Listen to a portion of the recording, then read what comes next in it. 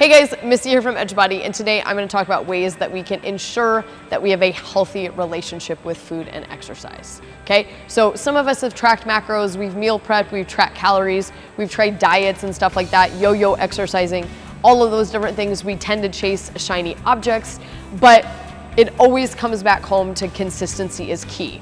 But what happens if you feel like it's really, really hard to stay consistent, or you're just over it with some of these things? You feel like you're tracking everything, okay? That can happen. That can happen to the best of us, okay? So here are some tips or some tricks to ensure that you keep a healthy relationship with food and exercise and stay on track to be consistent and stay motivated. Tip number one, if you feel like you are over tracking, measuring, all of those things, stop, okay? Just focus on eating healthy, clean foods. Okay? Especially if you've been kind of on that healthy lifestyle kick for a while, or if you have tracked things like macros, you know the healthy items to eat.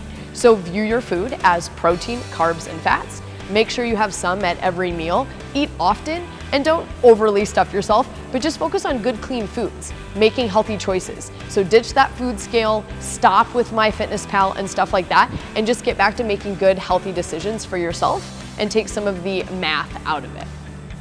Tip number two, okay? Really start to pay attention if you are really beating yourself up, if you miss the gym sometimes, or if you start to become really scared about eating maybe foods that aren't great for you, okay? We should still be able to have balance and have rest days, all of these things, and be able to have treats every now and again, but it's everything in moderation. If you do really feel like, man, like I'm really beating myself up, I only go to the gym to pay for what I've eaten, that's a great time to actually sit down and talk to a coach to really talk about maybe what else is going on, because we should be honoring all of the cool things our body can do by exercising and then filling it with fuel, not beating ourselves up for those fun choices. Tip number three, find something different to train for. If you're getting really, really frustrated, maybe because you've been hopping on the scale too much, or maybe you did a marathon and now you're like, okay, what next? Okay, find something else to train for. Find maybe even something out of your comfort zone. So if you're a lifter, maybe try something running or something like that. If you're a runner, maybe try focusing on your lifts in class or focusing on lifting more as a goal.